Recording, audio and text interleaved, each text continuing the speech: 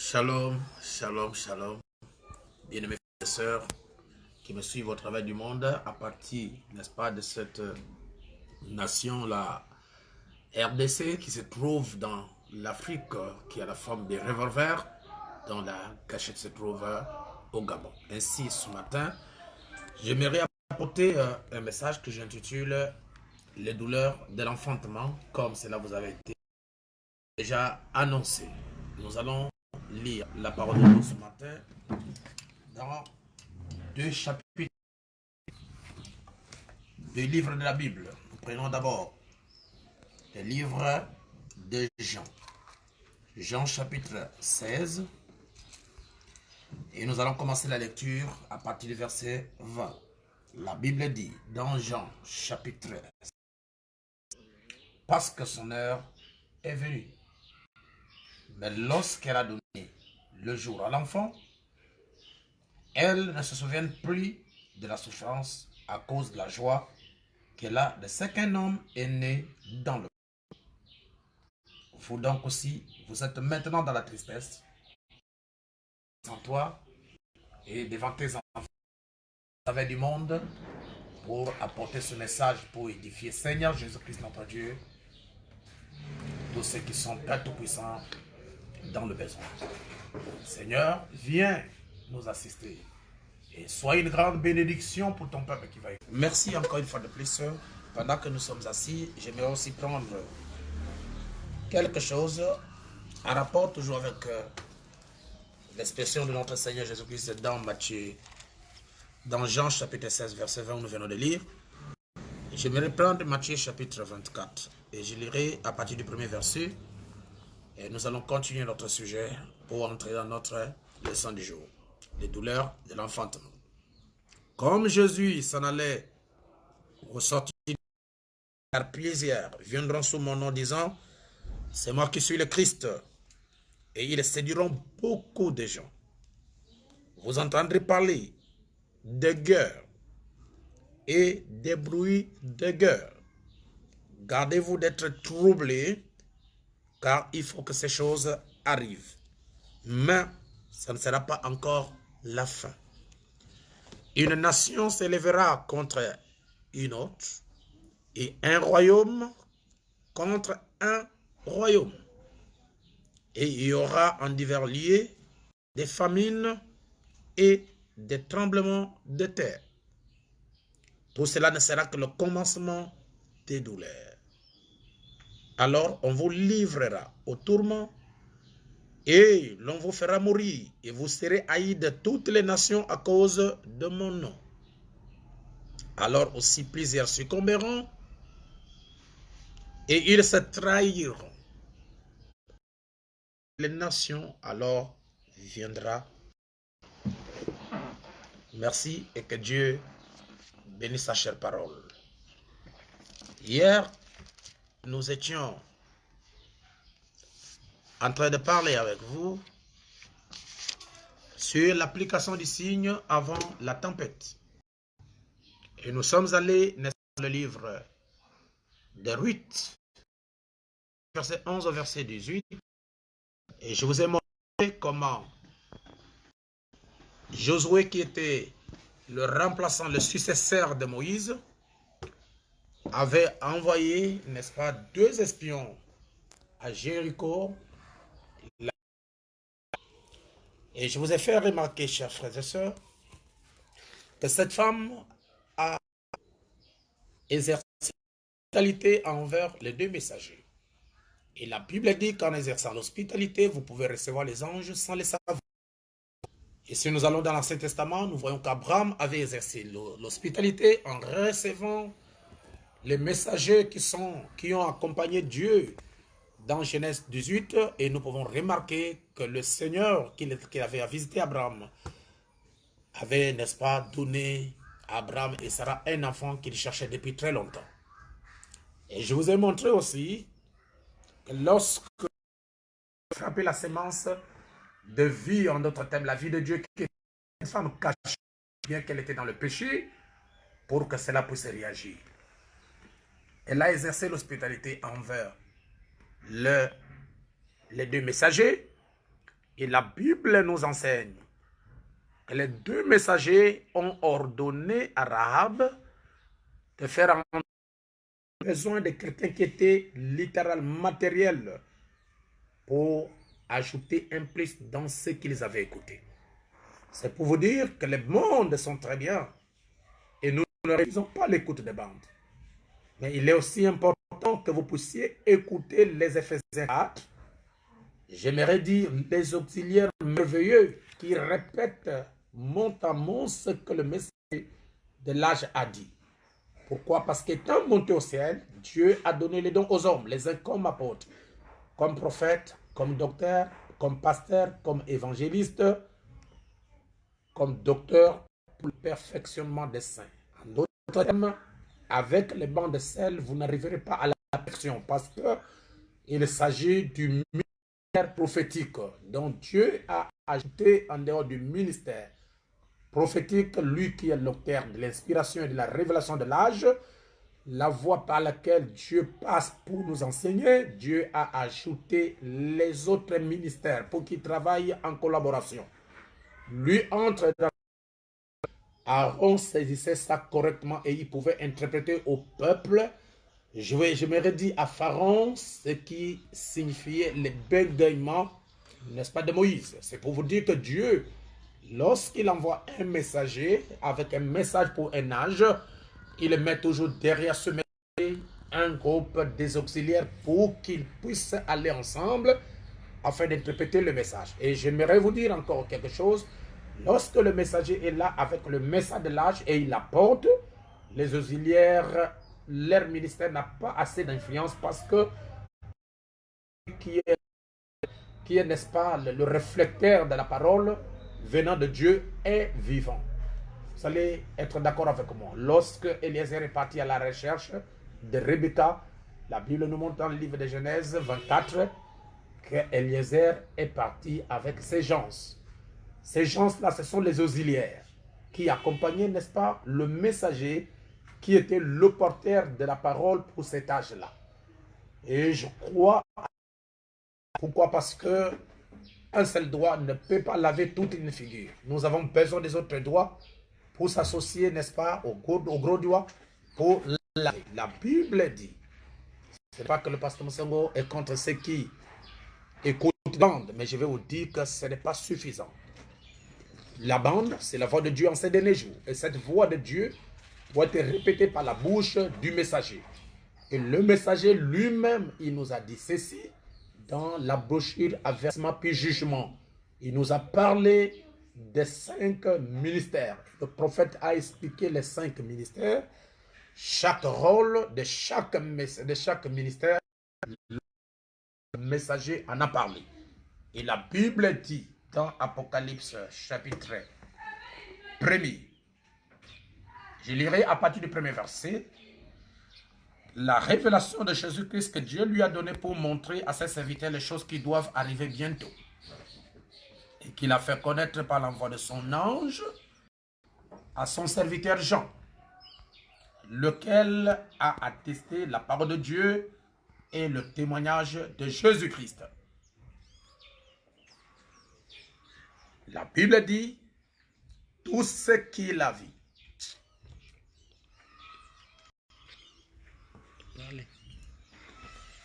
Tout ce qu'il a vu. Heureux celui qui lit. Voyez, on parle de celui qui lit. Et vous n'allez pas ignorer que ce message que nous apportons est le message d'Élie. Parce que cet ange, nous allons le lire au fur et à mesure que nous avançons, qui a donné la révélation à Jean, n'est rien d'autre que l'esprit d'un prophète, l'esprit du messager. Et le prophète dit que c'est l'esprit d'Élie. Et vous savez qu'est-ce que nous croyons là-dessus? C'est l'esprit d'Élie qui a opéré dans Frère Branham. Et la Bible dit, errez, c'est lui qui lit.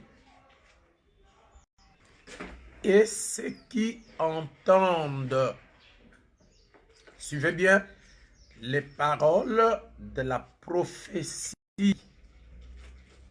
La parole de la prophétie, c'est le message de l'heure.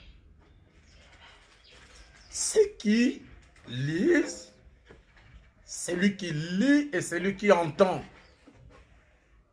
les paroles de la prophétie et qui garde les choses qui sont écrites car le temps est proche. Ces paroles de prophétie, c'est le message du prophète William Marion Branham, le messager de l'âge. Pas seulement celui qui écoute, même celui qui lit, les deux sont terribles. C'est pourquoi nous vous disons, comme le prophète lui-même l'a dit dans question et réponse numéro 3, on lui a posé la question. Comment un homme peut-il, n'est-ce pas, s'approcher de l'amour divin? Comment un homme s'approche de l'amour divin? Le messager a répondu dans la question et réponse numéro 3, il faut lire et prier. Ça veut dire, on peut lire et on peut aussi prier. N'est-ce pas? Et la Bible dit, comment peut-il envoyer, comment peut-on prêcher la parole s'il n'y a pas d'élitisme que les gens veulent faire tout autour des bandes de frères Branham? Vous voyez, quand le prophète William Branham était sur la terre, bien qu'il avait imposé le ministère de bande qui était mondial, que nous connaissons et nous croyons, le prophète Branham lui-même prêchait. En dehors du prophète William Branham, il y avait aussi Neville qui prêchait. Alors si nous devons simplement écouter les bandes, William Branham s'est inspiré même des prédications de Neville pour les prêcher. Par exemple, la bouche milité. Il militois. Il s'est inspiré de la prédication de Frère Neville pour prêcher. Et il en a prêché. Oh, que le Seigneur Jésus-Christ puisse nous aider. Alors nous avions dit que Rahab écoutait les prédications, écoutait les bandes dans sa maison. Mais il lui manquait, n'est-ce pas, des hommes physiques qui pouvaient lui interpréter les choses qu'elle écoutait.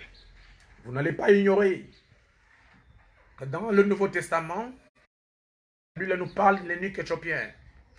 L'eunuque éthiopien qui est venu à la fête de la Pentecôte. Et lorsqu'elle était en train de répartir chez elle, chez lui au templement, elle commençait à lire Ésaïe.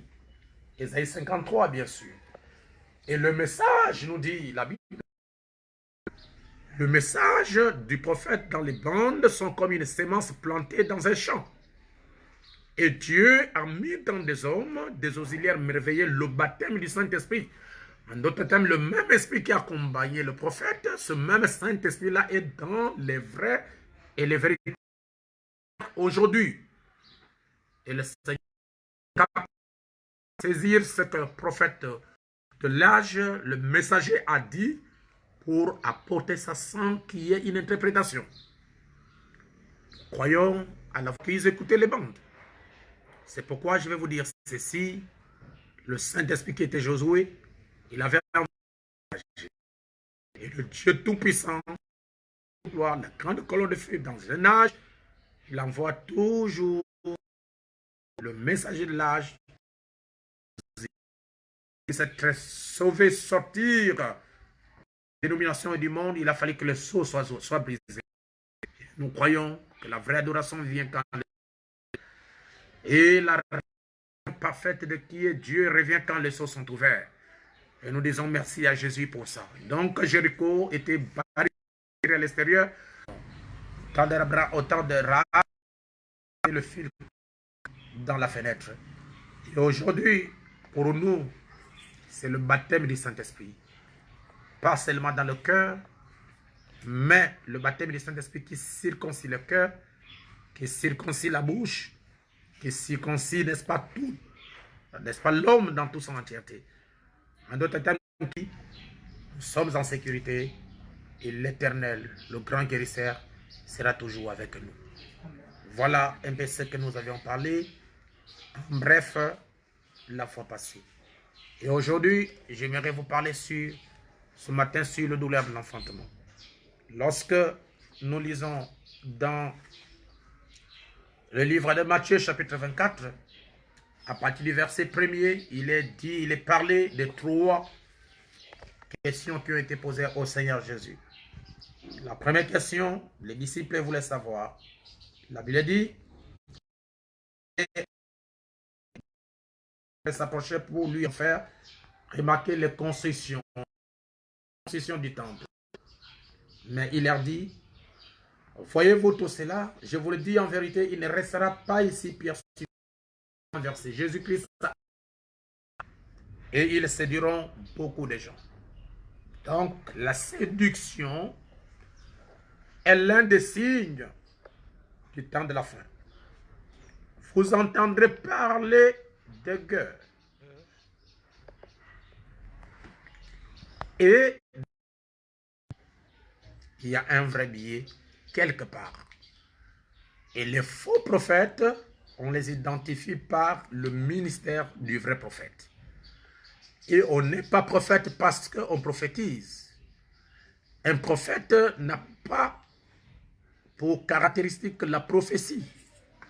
Parce que la prophétie passerait, la prophétie prendra fin, mais la parole de Dieu ne prendra pas fin. C'est pourquoi quand Dieu envoie un prophète, il ne vient pas simplement pour le Congo, il ne vient pas seulement comme pour le Gabon comme nous en trouvons aujourd'hui, mais il vient pour un âge, il vient pour tout un peuple, il vient pour toute une, n'est-ce pas, toute l'humanité. Et il a un message, et son message est l'ainsi dit le Seigneur. C'est pourquoi aujourd'hui, nous n'avons pas besoin, après la nation ou la terre, Dieu avertit ça bien avant, comme nous avons lu dans Amos chapitre 3, verset 7, qu'aucun malheur n'arrive sur la terre dans une ville sans que l'Éternel en soit l'auteur. Donc Dieu nous a montré ici les signes du temps de la fin. Dieu nous a montré les choses qui doivent arriver avant la venue du Seigneur, avant, n'est-ce pas, la destruction du monde. Et un royaume contre un royaume. Et il y aura en divers lieux des famines et des tremblements de terre. Tout cela ne sera que le commencement des douleurs. Voyez, il y a des événements qui vont arriver. Il y a la destruction de la terre qui va arriver. Il y a des calamités qui vont tomber sur la terre. Il y a des fléaux qui vont venir sur la terre. Mais la Bible nous enseigne qu'il y aura les guerres entre nation et nation, royaume et royaume. Il y aura de la famine et des tremblements de terre. Personne n'ignore, mon frère et ma soeur, que nous sommes au temps de l'accomplissement total, complète de Matthieu 24. Parce que ceci ne sont que les paroles propres du Seigneur Jésus-Christ, lui, qui n'est rien d'autre que le faux prophète, qui n'est rien d'autre que l'antéchrist, qui n'est rien d'autre que l'homme du péché. C'est lui dont la Bible parle dans Apocalypse chapitre 13, n'est-ce pas, à partir du verset 18. C'est lui. Et vous savez très bien qu'il est décrit clairement dans Apocalypse chapitre 17. On nous montre qu'il est la mère des impudiques, la mère des prostituées, ou en d'autres termes, la mère des églises, parce qu'une prostituée, c'est une femme de mauvaise vie. Donc, la femme est le type, n'est-ce pas, de l'église dans la Bible. Quand il est dit qu'il est la mère des prostituées, ça veut dire que cette bête, cette femme, n'est-ce pas, riche, elle est à la tête de toutes les églises. Vous voyez, et la Bible dit, elle est bâtie sur cette montagne. En d'autres termes, cette ville, cette grande ville, la domination, n'est-ce pas, dans le domaine religieux, politique, dans le monde entier, est bâtie sur cette montagne. Et vous ne serez pas en contradiction avec moi. Et vous croirez réellement, chers frères, chères sœurs, il y a une seule ville dans le monde entier qui a été bâtie sur cette montagne, c'est la Rome, c'est le Vatican.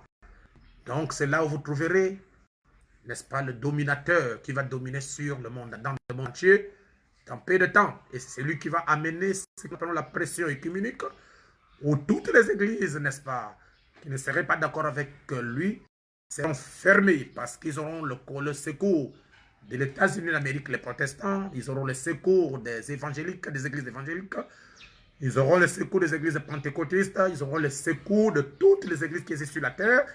Il y aura un lien, une relation avec, n'est-ce pas, l'islam, ils seront un dans ce que nous appelons le conseil écuménique des églises, ce que la Bible appelle l'image de la bête. Et cette image de la bête serait, n'est-ce pas, chapeautée par les protestants. Et derrière les protestants, il y a le catholicisme qui est, n'est-ce pas, la mère de Saint-Pudique, des prostituées.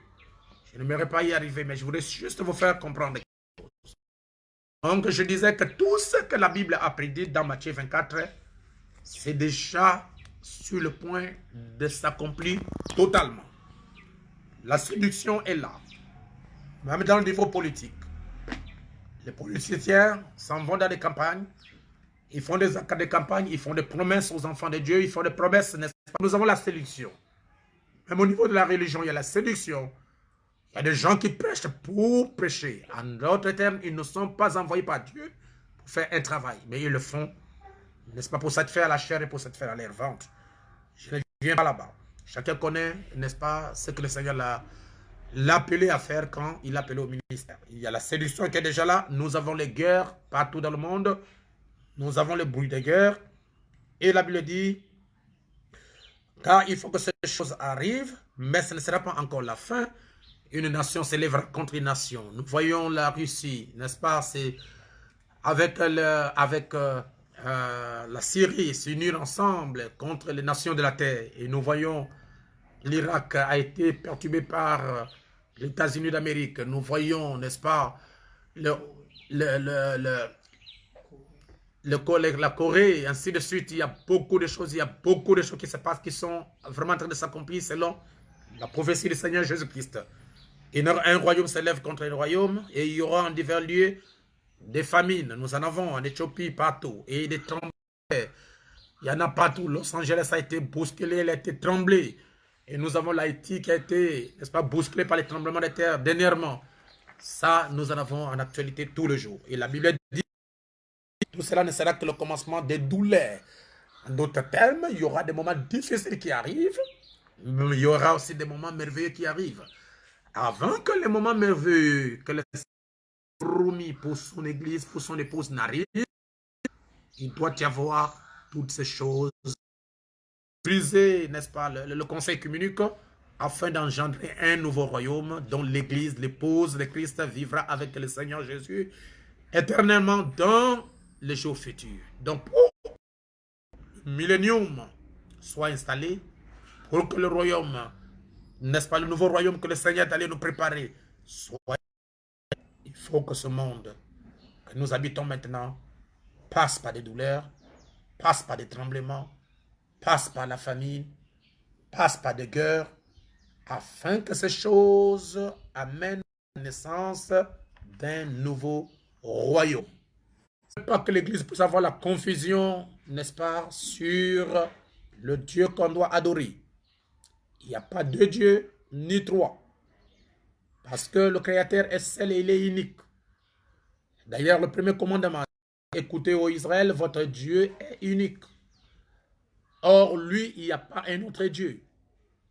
La Bible nous dit, n'est-ce pas, trois dieux.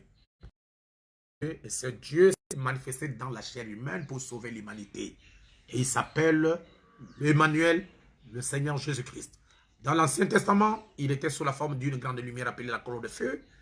Et dans le Nouveau Testament, Christ est venu par Marie dans la chair. Et de la joie, de la tranquillité, de la protection. C'est lui le Seigneur Jésus-Christ dont je suis en train de vous parler. Jésus a dit, en vérité, je vous le dis, vous pleurez et vous vous lamenterez et le monde se réjouira.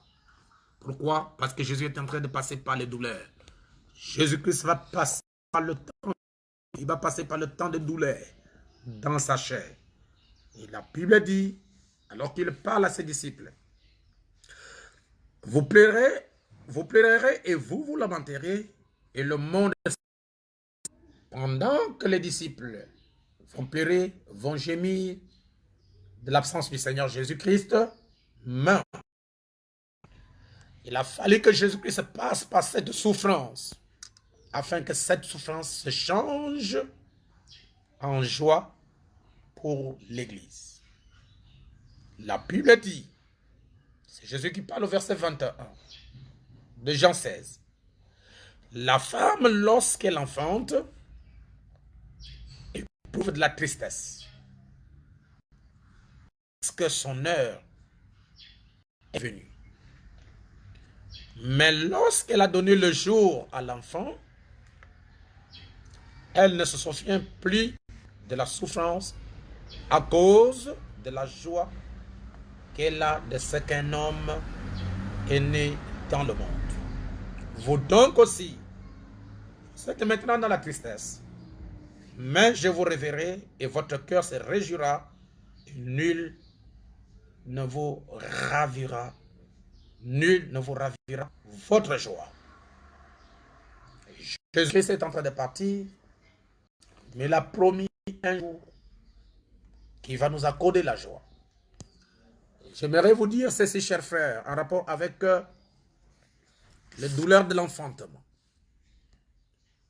Vous voyez que la pluie est très importante pour la vie humaine. Et la pluie apporte la vie sur la terre.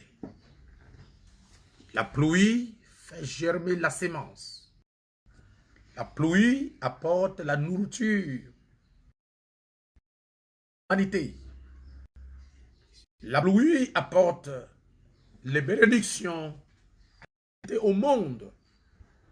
Vous voyez, lorsque la pluie tombe, même les mauvaises herbes, même les bonnes herbes, tous se réjouissent. Pourquoi? Parce que ça leur permettrait de vivre. Mais remarquez, chers frères, avant que la pluie ne tombe, le ciel doit, n'est-ce pas, déchirer. Tu ne mangeras pas le sueur de ton front. Et Dieu a maudit la terre. À cause, n'est-ce pas, de ce que, avant de recevoir quelque chose, puisse passer par le travail.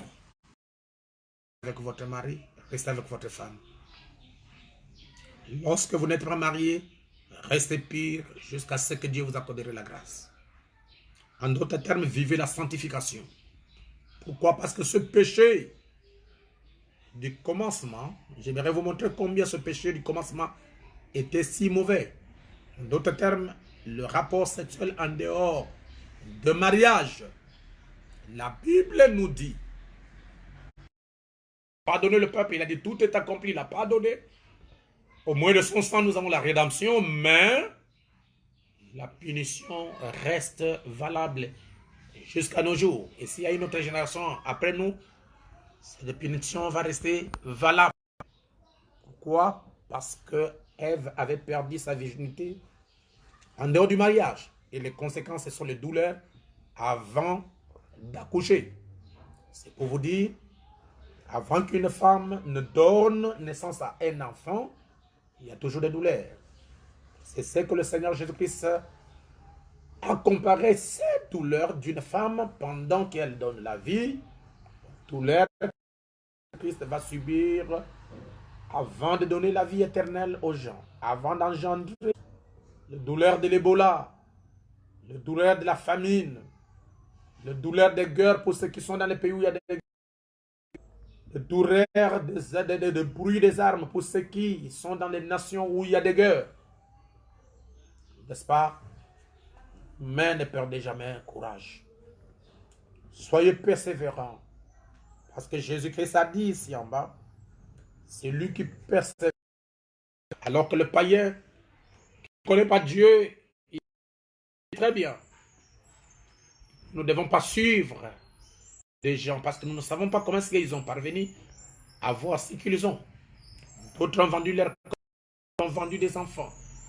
Hein? D'autres ont signé des pactes avec le diable, avec Satan, avec des esprits de tout genre. Et ils sont devenus ce qu'ils sont aujourd'hui. D'autres ont vendu même, n'est-ce pas, les années de leur résistance. Au chapitre 16, si je ne me trompe pas, à partir du verset 23. Donc, avant que quelque chose de bien arrive sur la terre, il y a toujours des douleurs. Avant que la pluie ne tombe pour produire la vie, le ciel doit être déchiré. Pas de tonnerre, pas de bruit, pas le vent. n'est-ce pas, par des souffrances. Et après la pluie tombe. Une femme pour donner naissance à un enfant, dans ses bras, ou bien ses jumeaux dans ses bras, toute cette souffrance, elle a oublié ça. Dieu a promis aux croyants la vie éternelle. Et nous la recevons sur la terre.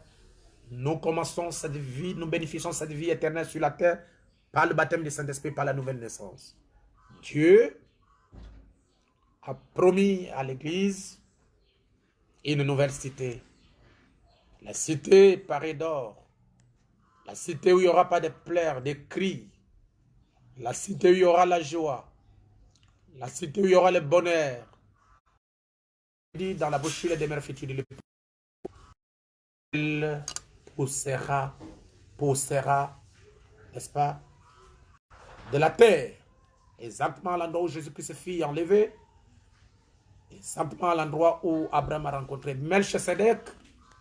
Exactement à l'endroit, n'est-ce pas, où Jésus-Christ fut enlevé. À Jérusalem. Cette cité qu'Abraham cherchait. Cette cité que les autres ont saluée au loin. Le Seigneur Jésus-Christ, cet endroit, cette cité, cette vie de Dieu que vous avez reçue par la nouvelle naissance. Vous voyez, on parle des douleurs de l'enfantement. Lorsqu'une personne cherche le baptême du Saint-Esprit, il jeûne, il prie, il crie, il ne dort pas, il passe des moments difficiles dans sa vie pour atteindre le but. Il doit passer par la mort. Et cette mort produira une autre sémence à l'intérieur de cette même sémence qui est allée sous terre. Jésus-Christ doit aller sur la terre, afin que par Jésus-Christ, la vie qui est en lui puisse sortir pour entrer dans d'autres personnes. Si vous voulez recevoir la vie éternelle, vous devez mourir vous-même. Mourir vous-même, voyez le jour. Et alors, il faut que l'ancien meure afin que le nouveau naisse. Pour avoir tout ce qui donne naissance, doit éprouver les douleurs de la détresse. Et ils allaient certainement ressentir la douleur de la détresse et de l'angoisse pour passer de la loi à la grâce. La naissance naturelle, normale, est le type de la naissance spirituelle. Tout ce qui est de ce qui est spirituel. Et nous constatons que si nous restons ici sur terre et que nous voyons un arbre qui pousse pour toujours, remarquez comme c'est parfait. Maintenant dans 1 Jean chapitre 5, je crois que c'est là, si je ne me trompe pas, il est dit, il y en a 3 qui rendent témoignage dans le ciel, le Père, la parole et le Saint-Esprit. Ces 3-là sont un. Il y en a 3 qui rendent témoignage sur la terre. Ce sont l'eau, le sang et l'esprit, et ils sont d'accord. Maintenant, remarquez, les 3 premiers sont un, et les 3 derniers femmes ou quoi que ce soit éprouvent les douleurs de l'enfantement. La première chose qui arrive, c'est la sortie de l'eau. La deuxième chose, c'est le sang. Puis vient la vie, l'eau, le sang, l'esprit, et c'est ce qui constitue la naissance naturelle. Et c'est pareil dans le domaine spirituel. Il y a l'eau, la justification par la foi, en croyant en Dieu, en le recevant comme votre sauveur personnel et en vous faisant baptiser. Deuxièmement, il y a la sanctification de l'esprit, alors que Dieu purifie, produire des fruits sur la terre, elle est née. Comme dit le poète, dans les champs du tonnerre, dans les cieux effilochés et déchiquetés. Par contre, si nous n'avions pas de tonnerre et les cieux effilochés et déchiquetés, cette petite goutte de pluie distillée qui a été élevée des mers et séparée de sel par la distillation, elle ne naîtra pas. Il faut ces éclairs, ces tonnerres, ces grondements, quelque chose qui est effiloché, déchiqueté. Aujourd'hui, cette écriture est accomplie. Précision 65, paragraphe 28 à Jeffersonville. Le prophète messager dit, j'ai dit, aujourd'hui cette écriture est accomplie, Précision 65, paragraphe 28. J'aimerais que nous puissions lire avec vous le paragraphe, le monde. lors de la Première Guerre mondiale, le monde a eu une douleur terrible parce qu'on avait des gaz toxiques et autres qui pouvaient presque le détruire. Et lors de la Deuxième Guerre mondiale, on a subi une autre douleur plus pénible. On avait des bombes très gros calibre et la bombe atomique aussi. Il ne peut plus supporter une autre douleur de l'enfantement. Avec ces missiles et autres choses aujourd'hui, une guerre de plus va le propulser dans l'espace car il va être détruit. Va de 40 en 45, 5 ans, mais la Troisième Guerre mondiale, d'après le messager, va durer que 3 minutes. Parce que cette guerre va balayer toute la terre, il y aura de nouvelles terres et de nouveaux cieux. C'est pourquoi, chers frères et sœurs, puisque la Bible ne peut pas mentir, chacun avait les coupes, avec les fléaux dans ses mains.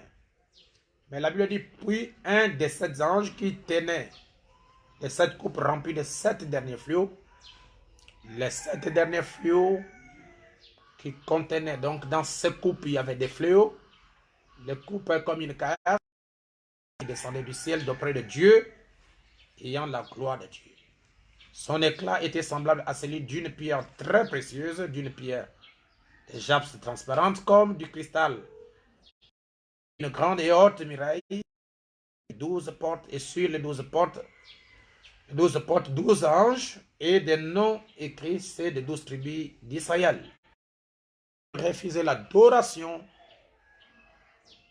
n'est pas un ange comme elle et tous les autres. L'ange là, c'était un messager, un prophète. Question-réponse numéro 4, Prêchant 64. Paragraphe 50. Ton compagnon de service, l'un des prophètes, adore Dieu. Ce n'était pas Jésus qui avait refusé cela, c'était le prophète qui avait refusé d'être adoré. Et aucun prophète n'accepterait d'être adoré. Aucun prophète n'accepterait qu'on puisse l'adorer. Et nous vous demandons, à vous qui adorez, n'est-ce pas, les prophètes qui adorez les gens, qui adorez le messager de l'âge, de changer votre lieu d'adoration. Le lieu d'adoration, c'est en Jésus-Christ. Prenez 1 Jean, chapitre 1 Jean, et le reste, et lisez-le, observez-en la nature. Oui, observez la nature de ceci, d'Apocalypse, bien sûr. Jean était un écrivain et un apôtre. Et lui-ci, c'est l'esprit d'un prophète. Vous êtes en train de chercher dans la prière, dans les consécrations. Vous endurez les genoux sont devenus noirs. Vous avez maigri à cause des jeûnes, à cause de prières. Vous ne perdrez rien. L'Éternel va vous révéler. C'est pour vous dire que nous ne devons pas nous lasser de nos consacrés de génération pour la nation que le Seigneur nous a donnée. C'est notre héritage, c'est notre pays. Nous ne devons pas être contents de voir les gens souffrir, les gens mourir. Je l'annonce déjà, sa série. Où passeras-tu ton éternité? C'est le message que nous allons passer, nous allons prêcher prochainement.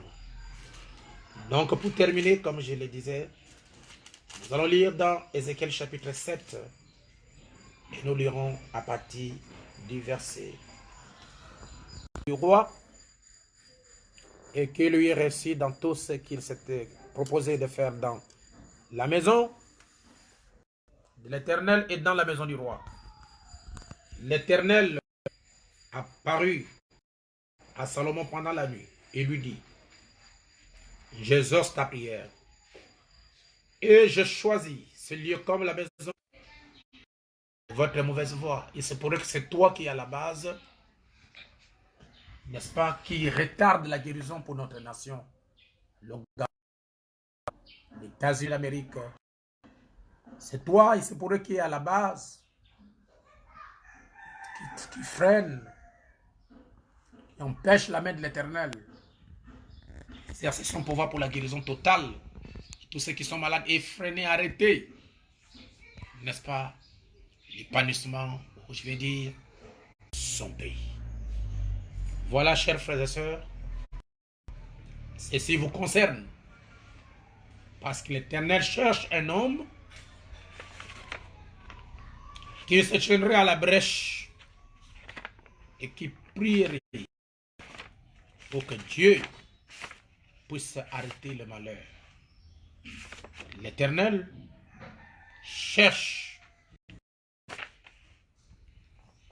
un ange intercesseur. N'oublie pas mes sœurs, n'oublie pas ton peuple au travers du monde entier. N'oublie pas mon frère, Brice, interprète avec son épouse. N'oublie pas mon frère Sylvestre avec son épouse Vanessa.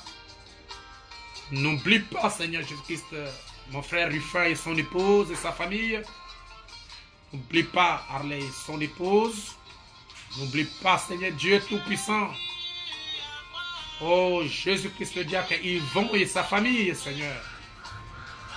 N'oublie pas mon épouse et mes enfants. N'oublie pas tous les serviteurs de Dieu du plein évangile. Pasteur Yves, Johnny à l'école. Seigneur, ne les oublie pas. Ils sont mes enfants, Seigneur, je prie pour eux. Les frères de Bébican, ne les oublie pas. Ceux qui sont personnes pour gentils, ne les oublie pas. Seigneur Jésus-Christ, le Dieu Tout-Puissant, répands ta grâce, notre Seigneur, sur tes enfants et soutiens-les par ta main puissante. Au travers du monde, ceux qui me suivent à l'internet en France et dans le monde entier, aux États-Unis, que ta grâce, notre Seigneur Jésus-Christ, tombe sur eux maintenant et qu'ils soient protégés par l'efficacité de ma prière dans le tout-puissant nom du Seigneur Jésus-Christ. N'oublie pas tous les saints de Christ, le Dieu Tout-Puissant, guéris nos pays, Seigneur, guéris nos nations, guéris nos frères, guéris nos sœurs, Seigneur Dieu. Père divin, notre Dieu, n'oublie pas Jérusalem. N'oublie de citer le nom ici. Répands ta grâce sur le fin matin, ainsi que Dieu Tout-Puissant, son épouse, ne les oublie pas. Oh Dieu, Esther, ma épouse, mes enfants, même le frère qui est venu dans l'émission ici, n'oublie pas le pasteur Barouk, toute sa famille, tous les membres de BKT Bernard, ne les oublie pas. Mais la paix dans chacun soit notre protection et tous ceux qui travaillent dans la maison soient Seigneur Jésus-Christ sous ta protection. Bénis Israël, les frères de Mona, de France-Ligne, de Pont-Gentil,